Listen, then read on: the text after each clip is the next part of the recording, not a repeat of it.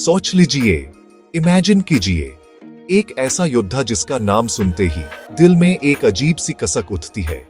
एक तरफ उसकी वीरता पर गर्व होता है, दूसरी तरफ उसके नसीब पर एक ठंडी सी आह निकाल जाती है।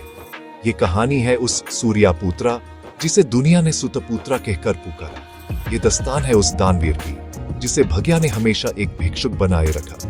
हम बात कर रहे हैं कर्णा की। उसकी कहानी सिर्फ एक पुरानी कथा नहीं है, ये तो इंसानी जज्बातों, मजबूरियों और गलत फैसलों का आईना है जिसमें हम सब अपना अक्स देख सकते हैं। इसकी कहानी में एक गहरा रहस्य है, एक अनंत करुणा है। चलिए शुरू से शुरू करते हैं। कर्णा का जन्म ही एक रहस्य में लिपटा हुआ था।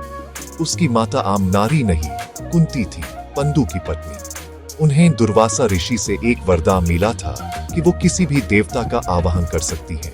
किशोरावस्था में जिज्ञासावश कुंती ने सूर्यदेव को बुला लिया। सूर्यदेव प्रकट हुए और वरदान के अनुसार उन्होंने कुंती को एक पुत्र दिया जो जन्म से ही दिव्या कवच और कुंडलों से सुशोभित था। यही बालक था कर्णा। लेकिन लोकलाज के भय से अविवाहित कुंती ने अपने हृदय पर पत्थर रखकर उस नवजात शिशु को एक टोकरी में लिटकार गंगा नदी में बहा दिया। तो सोचिए, जिस बालक को राजकुमारों सा जीवन मिलना चाहिए था, उसे जन्म लेते ही अपनी मां ने त्याग दिया। उसका पहला परिचय दुनिया से एक त्याग के रूप में हुआ। किस्मत का खेल देखिए, जो सूर्य का पुत्र था यूं अंधेरों में धकेल दिया गया। जो राजा बनने के लिए पैदा हुआ था, उसकी किस्मत एक सारथी के घर लिख दी गई।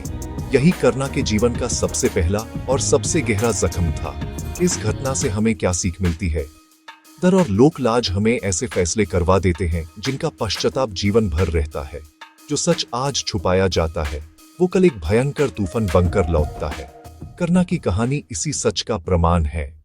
नदी में बहते हुए उस बालक पर सारथी अधिराथा की और उनकी पत्नी राधा की नजर पड़ी। वो निसंतान थे। उन्होंने उसे अपनी संतान के रूप में अपना लिया। उसका नाम रखा वसुसेना। राधा का पुत्र होने से वो रधेया कहलाया। प्रेम बहुत मिला, पर रजवंश का वैभव और सम्मान नहीं। उसने पिता को रथ हाँकते देखा, पर उसकी रगों में सूर्य की अग्नि दौड़ती थी। उसे शास्त्र विद्या की ओर खींचती रही। कर्णा ने थन लिया, वो सबसे बड़ा धनुर्धर बनेगा। वो गुरु द्रोणा के पास पहुंचा, प्रार्थना की। द्रोणा प्रभावित हुए, पर जब जाति पूछी, कर्णा ने सच बताया, मैं सूतपुत्र हूं। द्रोणा ने मना कर दिया। वो सिर्फ क्षत्रियों और ब्राह्मणों को सिखाते थे। अपमान से हृदय टूट गया, पर संकल्प और मजबूत हो गया। उसने हार नहीं मानी। वो परशुरामा के पास गया, जिन्हें प्रतिज्ञा थी कि वो सिर्फ ब्राह्मणों को शास्त्र सिखाएंगे। यहाँ कर्णा ने पहला छल किया, स्वयं को ब्राह्मण बताया और शिष्य के रूप में स्वीकृत हुआ। लगन और सेवा से परशुरामा का दिल जीता। अस्त्र शास्त्र का परम ज्ञान पाया। सर्वश्रेष्ठ योद्धाओं की पंक्ति में आ खड़ा हुआ। सीख, सच्ची प्रतिभा और लगन को कोई दीवार देर तक रोक नहीं सकती। पर एक और सीख, झूठ की नींव पर इमारत चाहे ऊंची हो, एक दिन ढह जाती है। ये झूठ आगे चलकर श्राप बना। शिक्षा पूरी करके कर्णा हस्तिनापुर लौटा। रंगभूमि में अर्जुन सबको चमत्कृत कर रहा था। तभी कर्णा आया, अर्जुन के कर्तव्य को दोहराया और बेहतर किया। सब हस्तंभ हुए। कृपाचार्य ने कुल पूछा, कर्णा, मैं सुतापुत्र हूं। उपहास, अपमान, सिर झुक गए। तब दुर्योधना आगे बढ़ा। वीरता कुल की मुहताज नहीं होती। उसने कर्णा को अंगा का राजा बना दिया। कर्णा ने वचन दिया, जीवन भर मित्र रहूंगा। ये दोस्ती संबंध भी लाए, विनाश भी। मित्र चुनना सोच समझकर। कर्णा की पहचान उसकी वीरता के साथ उसकी दानवीरता से भी थी। दानवीर कर्णा। उसके द्वार पर सुबह जो भी याचक आता, कभी खाली हाथ नहीं लौटता। देवराज इंद्रा जानते थे, कवच कुंडल होने तक कर्णा अपरिजय। इंद्रा ब्राह्मण रूप धर कर आए। सूर्य देव ने चिताया, पर कर्णा याचक को निराश न कर सका। वो जानता था इनके बिना मृत्यु निश्चित है। फिर भी वचन पर अडिग रहकर उसने अपना दिव्या कवच काटकर और कुंडाल उतरकर दान कर दिया। इंद्रा लज्जित हुए, बदले में वसावी शक्ति दी, पर सिर्फ एक बार के प्रयोग की। सीख, सच्ची उदारता शर्तों की मोहताज नहीं, पर अति उदारता बिना विवेक के आत्मघाती हो सकती है। कर्णा का जीवन वचनों के बोझ ताले दबा। दुर्योधना को मित्राता, दान का वचन और कुंती ने जन्म का सत्य बताया। कर्णा ने पांडवों के पक्ष में आने से मना किया।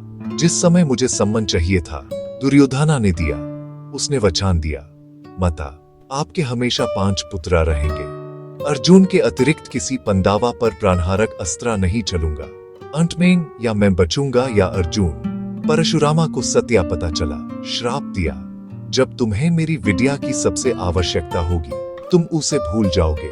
झूठ का मूल्य जीवन से चुकाया। अर्जुन से अंतिम युद्ध में ब्रह्मास्त्र का आवाहन करना था, विधि ही भूल गया। वचन निभाना महागुण है, पर गलत व्यक्ति को दिए वचन पर अंधे रहना विनाशकारी। हमें सीखना चाहिए, निष्ठा व्यक्ति पर नहीं धर्म पर हो। अभिमान और छल अंत में पतन का कारण बनते हैं। कर्णा का अभिमान उसे सही निर्णय लेने से रोकता रहा, उसका छल आखिरकार उस पर भारी पड़ा। सही मित्र चुनना, सही समय पर सही निर्णय और विवेक, यही वीरता और दान को सार्थक बनाते हैं। महाभारत का युद्ध शुरू हुआ। कर्ण ने दुर्योधना के पक्ष से पूरी वीरता से लड़ा। उसका पराक्रम ऐसा था कि स्वयं श्री कृष्ण भी प्रशंसा करते थे। उसने पंदावा सेना में हाहाकार मचा दिया। वसावी शक्ति घटोत्कचा पर चलानी पड़ी। दुर्योधना के दबाव में अर्जुन बच गया। 17वें दिन कर्ण अर्जुन का महायुद्ध प्रारंभ हुआ।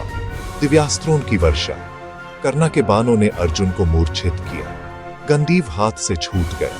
तभी किस्मत का अंतिम खेल, रथ का पहिया कीच में धंस गया। परशुरामा का श्राप, ब्रह्मास्त्र की विधि भूल गया। कर्ण ने युद्ध धर्म की दुहाई दी। कृष्णा ने याद दिलाया, कहान था तुम्हारा धर्म जब द्रौपदी का चीरहरण हुआ, जब अभिमन्यु को अधर्म से मारा गया। कृष्णा के आदेश पर अर्जुन ने अंजाली का अस्त्र से उस निहत्थे और विवश कर्ण का अंत कर दिया। कर्ण का अंत अत्यंत करुणिक था। वीरता से लाड़ा, पर श्राप, पिछले कर्म और गलत निर्णय उस पर भारी पड़े।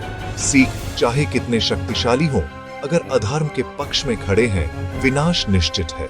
गलत चुनाव एक दिन आकर खड़े होते हैं। जैसे पहिया धंस गया था, तो कर्ण की कहानी से हमें क्या मिलता है? सिर्फ दुख, सिर्फ त्रसाड़ी नहीं, उसकी गलतियां हमें चेतावनी देती हैं और उसकी महानता हमें रास्ता दिखाती है। पहली सीख, अपनी पहचान को कमजोरी मत बनने दीजिए। मूल्यांकन कर्मों से होता है, जन्म से नहीं। दूसरी, मित्रता और कृतज्ञता अनमोल है, लेकिन विवेक से ऊपर नहीं। धर्म का साथ देना मित्र धर्म से बड़ा है। तीसरी, सही समय पर सही निर्णय। कर्ण के पास अवसर थे, कुंती कृष्णा पर वो वचन और अभिमान में बंधा रहा। उसे सिर्फ दुखी नायक नहीं, एक इंसान के रूप में देखिए। गुणों और अवगुणों का मिश्रण। दानवीरता, वीरता, निष्ठा से प्रेरणा लीजिए, गलतियों से सबक। कर्ण की आवाज गूंजती है, वीर बनो, दानी बनो, पर सबसे पहले एक विवेकशील इंसान बनो।